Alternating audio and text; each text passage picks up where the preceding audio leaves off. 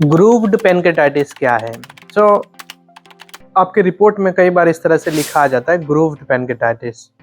और लोग उसे समझना चाहते हैं कि ये होता क्या है, और उससे रिलेटेड कई बार हमें ये प्रश्न किया जाता है। जब अगर आप पैनक्रियाज की एनाटॉमिकल पोजीशन को समझेंगे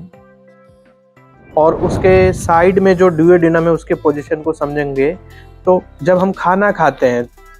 यूसोफेजियल ट्यूब से होते हुए स्टमक में फूड जाता है, और स्टमक के बाद से छोटी आंत की शुरुआत होती है और वहाँ से ड्यूओडेनम की शुरुआत होती है। ड्यूओडेनम को जब आप देखेंगे डायग्राम में, तो उसकी कुछ बनावट इस तरह से होती है,